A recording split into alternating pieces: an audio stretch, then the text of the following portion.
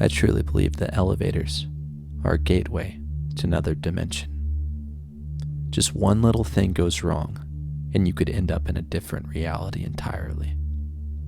Perhaps it's an entry to the back rooms.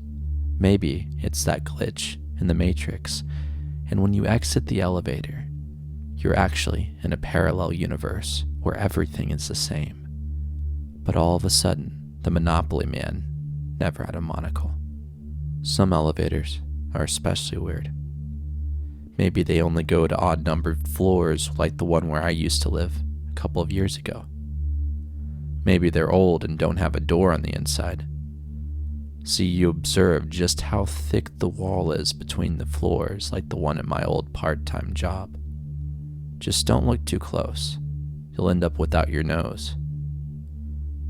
Some elevators have a weird programming sequence and will go up and down 5 times, prioritizing the people pushing the call button on the outside, not the passengers that are already riding it, which also happened to me a couple of times. Some elevators even ride horizontally and move in the most bizarre ways.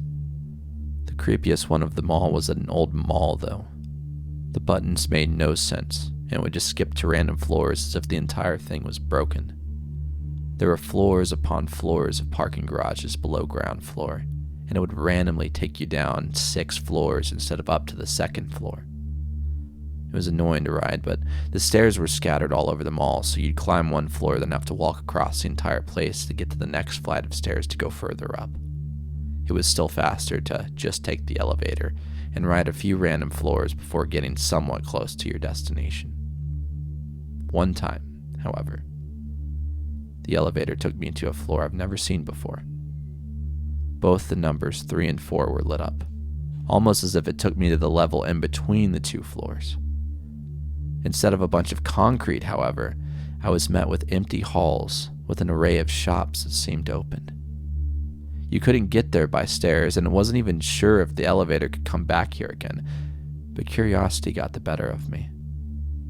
I stepped out, and the elevator doors closed aggressively right behind me, and just a split second later, the elevator was off to a different floor. The hall in front of me had a distinct V shape, splitting into 2 paths, with shops on each side and an edged wall in the middle, separating them. Taking the left path, I decided to explore this weird place. There were no customers nor employees, but the lights were on. The shops seemed fully stocked, and music was even playing from the speakers. The shops were quite ordinary, however. Some clothing stores, drug stores, a bookstore, pet shop. I didn't recognize the name of any of them, though. The path curved to the right, and I realized it connected to another path, so I could go around it in a circle. There was a fast food place, and it smelled of freshly fried chicken, but nobody was there. When I made almost a full circle around the place, I realized that the wall in the middle also had a small door, but it didn't look like a shop, more like a bathroom or staff entrance. I was wrong, however, because there was a huge place filled with stationery. It was kind of like a mix between an arts and crafts store and the place where you'd buy school and office supplies. I looked around for a bit, but the fact that the entire place was devoid of people made me extremely uncomfortable. I couldn't buy anything, and I didn't dare to steal either. Everything looked so ordinary, yet I probably didn't see any of these items before. Yeah, a regular stapler, but never heard of the brand. Yep, a standard pen, but I didn't know one quite like this one existed. Well, time to get the hell out of here. I made my way back to the elevator doors and pressed the button. I could hear it move past this floor a couple of times, and I got really worried. It took a good couple of minutes, but it arrived at last, completely empty. I got in and let out a sigh of relief as the doors closed behind me. The elevator went down and stopped between the floors 5 and 6. Oh no, I thought. The doors opened and revealed a garage completely full of cars with registration plates that looked like the ones from our country, but the letters which should identify the city made no sense. Could also not recognize a single brand or model of the cars, yet they all looked like what you'd see on the roads every day. I didn't dare to step out of the elevator this time. I pressed a random button and decided to ride around until it would stop on a normal floor. To my luck, it did just that and dropped me off on the good old regular first floor, bustling with people. Needless to say, I sprinted out and took the stairs to get out of the mall. Sometime later, I was stupid enough to try and see if the elevator could go to weird in-between floors again, but it never did.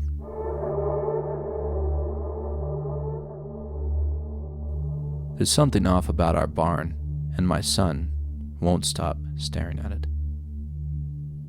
My son James is an amazing kid, or at least he used to be. He was always so bright and adventurous, constantly letting his own curiosity guide him. I could hardly keep up with him, as he always seemed to be looking for something new and exciting to do. Then something happened that changed my son. If we're being honest, I'm not entirely sure what caused it. It all started about a year after we had moved into our previous home. My wife and I were in an odd predicament, and we had to choose a new place to live rather abruptly.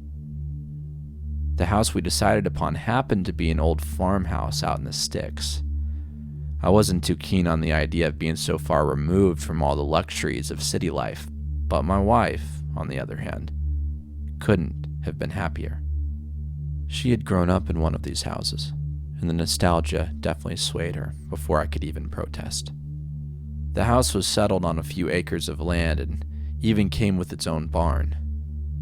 I let out a comical laugh at the sight of it. I even jokingly asked if I should buy a pair of overalls and a straw hat. She just jabbed me in the shoulder, and we continued on to the house. Around the northern edge of the property, adjacent to the barn, was a small patch of woods. The southern edge of the property overlooked sprawling hills, and beyond that was a nearby town. I wasn't sure what James would think of his new home. He seemed somewhat upset about moving away from his friends, but he was eager to find and make new ones. Life was progressing normally for our small family. My wife and I both worked on different schedules to allow us to trade off watching our son. I had the weekends off from work, so during that time that left me in charge. Luckily, James had just turned 10 years old, so he wasn't in desperate need of constant surveillance.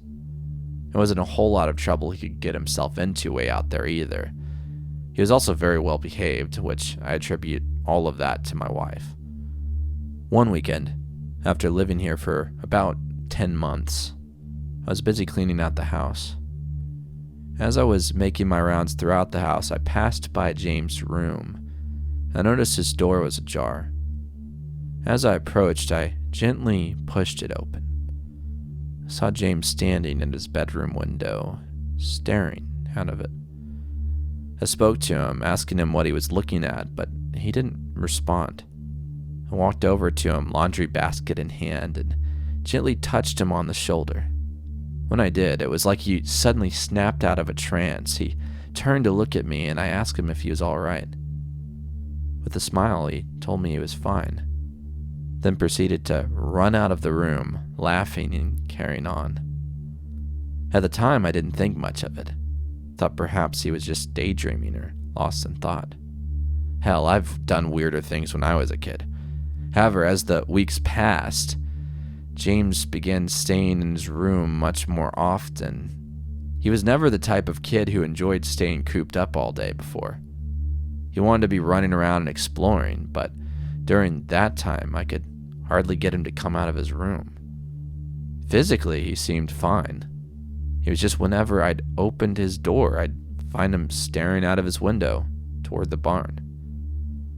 I had confronted him numerous times about it, but every time he'd respond with not having any idea what I was talking about. I'd brought this up with my wife a few times, and she was almost as dismissive as James. She told me that I was just overthinking things and that as long as he wasn't hurting himself, he was free to play how he wanted. If that involved staring out of the window, then that was fine with her. After a couple of months of this, I was sitting in the living room watching TV. I'd gotten up to use the bathroom, which was right next to James' room. On my walk back to the living room, I decided to take a peek inside to make sure he was fine. When I pushed open the door, I found the room empty. I called out his name, but there was no response. I walked over to the window and glanced out of it. I saw James, outside. He was standing in the middle of the field between the house and the barn. Panic welled within me as I thought something was wrong. I sprinted through the house and out of the front door. I called out as I ran over to him. The closer I got, the more I began to notice just how still James was standing. It was like he was frozen in place. I walked up beside him and rested a hand on his shoulder. Almost instantly, he snapped out of it and turned to face me. I asked him what he was doing, and he just looked around for a few moments before telling me he didn't know. He had no idea how I'd gotten all the way out there. I told him it was fine if he played outside, but he had to let me know first. He apologized, and we both walked back inside. Though as we were walking back to the house, I got this strange feeling that something was staring at me. I glanced back over my shoulder and looked toward the barn, but there was nobody there. Nearly 2.5 weeks after that, something else occurred. It was around 1:30 in the morning when I was stirred awake by a noise. In my groggy state, it was hard for me to discern the noise that had awoken me. But after a moment, my mind cleared, and I realized I should check on James. I got out of bed, and my wife tiredly asked me what I was doing. I told her not to worry, and just to go back to sleep. I walked down the hall and opened James's bedroom door. The room was empty again. I quickly moved to his window and stared out of it. Though with how dark it was outside, I couldn't see him if he was standing out there. I pulled on my shoes and coat, retrieved a flashlight, and opened the back door. When the door latched shut behind me, I realized that had been the sound that had woken me up. I turned on the flashlight and walked briskly across the field to the barn. Since moving in, we never utilized the barn. We inspected it when we first purchased the house, but it was just your run-of-the-mill empty barn. I never even used it to store anything. We just sort of kept it as a landmark. As I walked closer to it, I spotted movement just outside of it. I aimed my flashlight as best I could, and when I did, I saw James entering the large wooden door of the barn. Seeing this, I called out his name and began sprinting toward the structure. Just before I was able to reach him, however, the large wooden door slammed shut in my face. I called out to James once more and attempted to push the door open, but the door wouldn't budge an inch, despite pushing on it as hard as I could. I looked around, trying to find anything I could use to open the door with, when suddenly a loud and piercing scream echoed from inside the barn. Worry and panic swirled within me, and I charged at the door. When my shoulder connected, I fell inward and onto the wooden floor. I quickly stood up and shined the flashlight around. In the corner of the barn, I saw James standing there. I ran over to him and asked him what he was doing out here. He said that he didn't know and that he was scared. I hugged him and guided him back to the house. My wife was already making her way over to us after hearing all the commotion. I assured her everything was fine, but that did little to shake the concerned look from her face. Over the next couple of days, my wife and I had a long discussion about what had been going on, and we decided it would be best to demolish the barn entirely. I contacted a company, and they came out the following weekend to take the barn down. It was a surprisingly painless process overall, and once all was said and done, it felt like a weight had been lifted off of me. However, during this process, James seemed to become lethargic over the whole ordeal. He refused to leave his room again, was barely eating, and would hardly even speak to us. Then, one evening, as I was getting ready for bed, I walked down the hallway. As I passed by James' room, I saw the door was cracked slightly, and I decided to make sure James was all right. I pushed the door open and found him once again, standing at his window. Concerned, I walked over to him and asked him what he was looking at. He didn't answer at first. He just continued staring out of the window toward where the barn used to be. Then, after a few moments, he began to whisper. He said, "You destroyed their home. Now, where will they go?" I asked James, "Who?"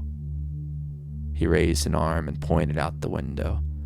I turned to look, and even though there was barely any light in the sky, I could see the reflection of what appeared to be dozens of eyes staring at me from the tree line. After raising his arm and pointing, James collapsed to the ground. I called my wife, and we immediately took him to the doctor. They ran multiple tests on him, but have been unable to find anything wrong with him. They just said he had suffered from a panic attack, but were unsure of the cause. Shortly after that, we moved out of that old farmhouse and into a place much closer to the city. Since then, James has been slowly getting better. But whenever I ask him about that old house in the barn, he seems to have absolutely no memory of ever living there in the first place. This is the reason I will never take my son camping again. When my son Daniel first asked me to take him camping, I was a bit surprised. Until then, he had never really shown any interest in such things. It caught me off guard so much I jokingly accused him of being an alien. After a moment of laughter, he told me the reason for his sudden interest. He said that his good friend Peter had just returned from a camping trip with his dad and had been telling him about all the fun they had had. As I listened to this recounting, I could feel my fatherly instincts beginning to boil. There was nothing on my mind aside from destroying Peter and his dad at their own game. I smiled at Daniel and told him that I would take him camping as soon as I got some free time off of work. A few days had gone by and I had taken some time off from my job. During my off hours leading up to my mini vacation, I did my best to research all there was to know about camping. I had only gone camping a couple of times as a child, so all the activities involved had been lost on me. There was no way I would let Daniel, or God forbid Peter, find out. However, during all this, my wife Laura decided to just take a step back and not get involved in our little excursion. I called her a coward for not committing herself to the destruction of Peter's family, but that did little to change her stance on the matter. Eventually, the weekend arrived. That Friday, I picked Daniel up from school and took him home. When we entered through the front door, I watched his eyes light up at all the supplies. I had organized a large tent bag which rested at his feet. Some sleeping bags leaned against a table, and bags of rations, mostly s'mores and snacks, sat near 2 fully loaded backpacks. I asked Daniel if he was ready to brave the wilderness with me, and he nodded with stern resolve. Once we loaded up the car, Laura told me with sincerity to be careful. While I often liked to joke about situations, I promised her everything would be fine. Daniel and I both hopped in the car and off we went. During my research, I had found a couple of locations to camp at. Daniel told me earlier that Peter and his dad went camping at the lakeside campgrounds, which were the closest to our town. I scoffed at such an obvious location, as if I were some campground expert. Our location would be in the forest, nearly 2 hours north of our town. After answering around a million questions and playing I Spy until images started to blur together, we arrived. We pulled off the road onto a winding stretch of coarse dirt that snaked its way through the trees. Our car bounced and rattled the entire time. Another 20 minutes or so passed before we encountered a clearing. We parked the car off to the side, and Daniel looked at me expectantly. I asked him if he was ready, to which he nodded excitedly. We both stepped out of the car, retrieved our backpacks, and I hoisted the tent onto my shoulder. We walked a few meters away from the car and began to set up our campsite. After fumbling with instructions when Daniel wasn't looking, I somehow managed to erect the tent, but despite my best efforts, it still had a slant on one side. We laid out our sleeping bags in the tent, and I told Daniel to find some sticks to get a fire going. While he was off scrounging for kindling, I skirted the tree line for any loose logs I could use. With our resources acquired, I began the tedious process of starting a fire from scratch. After nearly 20 minutes of failing, I walked over to my car and retrieved a lighter. Within a few seconds, the dry brush caught the flame, and a few minutes later, we had a roaring campfire. I took a moment to appreciate the technology before I called Daniel over. We sat together, making s'mores underneath the changing sky as the sun was beginning its descent. Around an hour after dusk, I told Daniel it was time to go to sleep, and with a yawn, he nodded. I tapped the smoldering fire with my boot a few times, and the embers began to die out as we climbed into the tent and into our sleeping bags. Daniel and I listened to the sounds of the forest around us, the chirping of the crickets, the slight rustling of the leaves in the wind, and the distant howl of some sort of coyote. Before I knew it, my eyelids had shut, and I had drifted off. My slumber seemed to last only a few seconds when I felt something nudging my shoulder. I cracked open my tired eyes and looked around. Daniel was sitting next to me, staring at me in the dark. I asked him what was wrong, and he told me that he had heard a noise outside of the tent. With my exhaustion getting the better of me, I told him it was probably just an animal and to go back to sleep. As I rolled over to my side and waited for sleep to take me once again, I heard it. It sounded like footsteps. 2 footsteps walking around our camp. If it were some type of animal, there would have been a gait or rhythm to it, but there wasn't. It sounded like a person walking around. They would take 2 steps, then stop. A minute or 2 would pass before I would hear them walk again. I rubbed my tired eyes and sat up in my sleeping bag. Daniel was lying next to me, but very much still awake. With a whisper, I told him I would take a peek out of the tent to make sure that nothing was there. He returned a slight nod, and I leaned forward. I quietly tugged at the small zipper and peeled it away slowly so as not to make a lot of noise. With the newly formed hole, I brought my eye up to it and looked around. With how dark it was outside and the long extinguished campfire, it's nearly impossible to see anything of note. Still, I scanned around carefully, hoping to catch a glimpse of whatever had been making that noise. I thought I spotted something moving near the trees, but after blinking my eyes, it was gone. I turned back to Daniel, who was now sitting up and looking at me quietly. I told him there's nothing to worry about, and that we should just go back to sleep. As we both lay back down, I heard something that made my hair stand on end. The snapping of a twig directly on the other side of the tent, where our heads were resting. I quietly sat back up and retrieved my flashlight from my bag. Slowly, I unzipped the tent and crawled outside. Standing up outside of the tent, I felt a chill from the cold night air wrap around me. I shivered a bit before focusing on my goal. I turned toward where I'd heard the noise and switched on my flashlight. The beam of light punctured the darkness, and at first I saw nothing of note, just the grass and the outline of trees in the distance. Then it stood up on the other side of the tent. This figure towered above our small tent, and despite me looking directly at it, I couldn't believe I was seeing it. It was human-like in appearance, with limbs longer than its torso jumping out from the shoulders and hips of its body. Its skin seemed smooth, though it was hard to tell with the amount of dirt covering its body. Its head was nightmarish and massive. It had huge eyes that were set deep in its skull.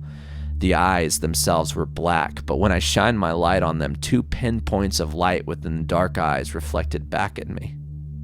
Its mouth seemed to stretch across the entirety of its face like an exaggerated grin. My flashlight shook rapidly in my hand, and I was shivering once again, but this time not from the cold. After a moment passed, I heard a noise that made my heart sink to my stomach. Daniel called out to me, asking if I could see anything. When his tiny voice carried out from the tent, This thing before me twitched and turned its attention to my son's voice, who was still inside of the tent. It seemed like it was drawn to the sound of my son's voice. Its face angled down toward the nylon material. Its smiling mouth began to widen, then its lower jaw dropped nearly a foot long.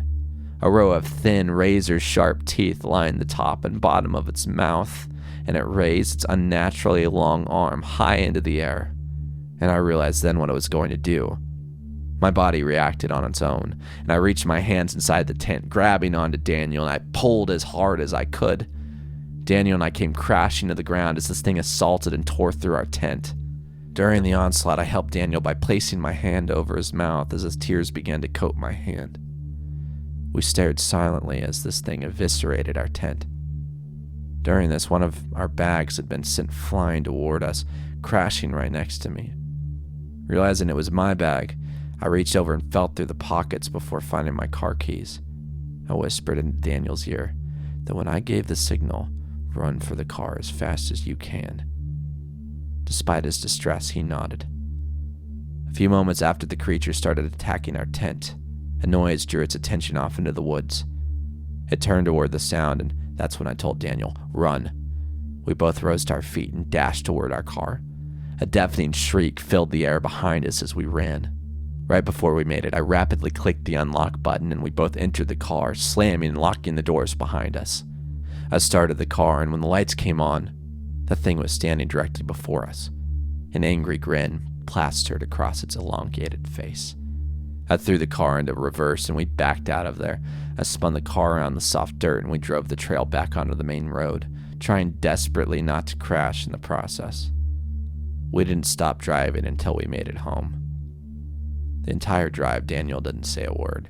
He just sobbed quietly in his seat while I struggled not to do the same.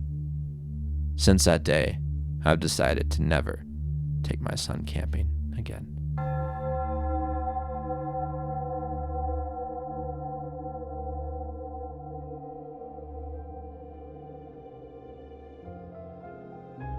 Well, if you're listening to this right now, that means you probably listened through this entire video, so I want to give you a big thank you for that. My name is Zach, and I'm the narrator for Fear Harbor. And if you can't tell, I just got through something like a cold or something with maybe even allergies. I don't know, that's kind of the cost you pay for living in Texas. But anyway, I'm on the mend and decided to just go ahead and record a video. Kind of thought that maybe my voice sounded cool or interesting, still being a little sick. So hopefully that didn't bother you too much. If it did, my apologies. My voice will be back to its normal state very soon. But anyway, once again, I want to give you a big thank you from all of us at Fear Harbor. It really means the world to us how much y'all have supported us in such a short amount of time. It's been really cool. One of our videos has already gotten 1,000 views, which is a pretty big deal to us. We're very new to the YouTube game. So thanks so much. And if you haven't already, consider subscribing, hitting the bell icon, turning notifications on, and also liking and leaving a comment. Not only do we like interacting with your comments, but it also helps us when it comes to the YouTube algorithm. Anyway, thanks so much for your support. Have a great night or day whenever you're listening to this. Take care.